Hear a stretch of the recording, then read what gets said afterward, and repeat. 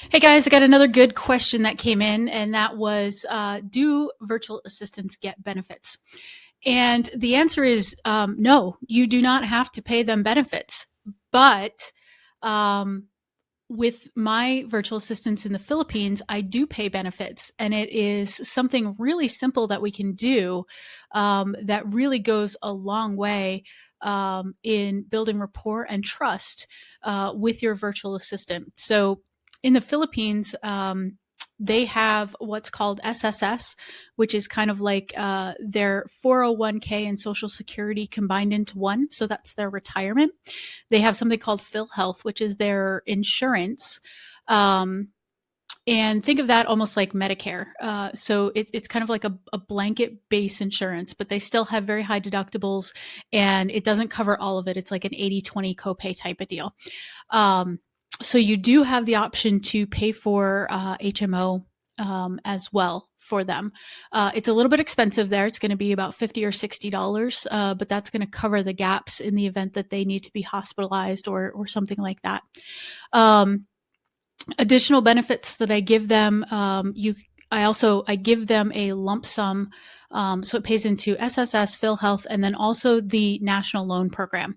So in the Philippines, you need to be sponsored to be able to buy a house or a car.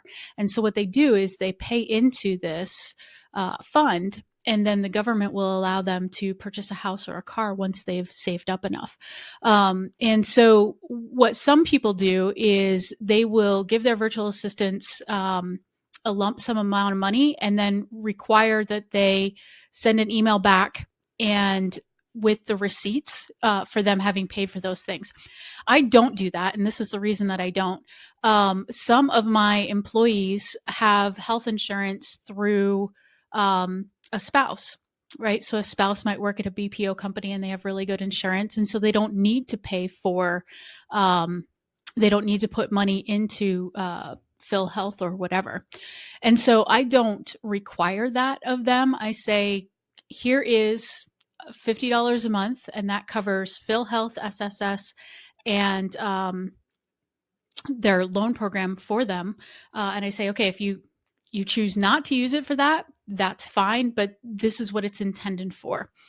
Um, and then in addition to that, I also give them 10 days of PTO.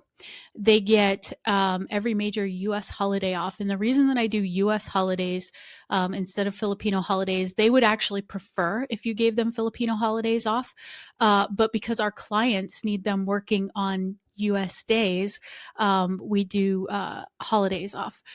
There's also something called a 13-month bonus, and this is huge for them. They plan a lot of their finances around this. And so a 13-month bonus is exactly what it sounds. They get an additional month of income, usually paid out the first week of December. And it's calculated based off of how many months that they worked for you. So here's a great example. Let's say somebody makes $800 a month with you as a virtual assistant, and they've worked with you for 6 months. You would pay 6/12 or 50% of their monthly paycheck as a 13-month bonus. So you would send them $400 as their 13-month bonus.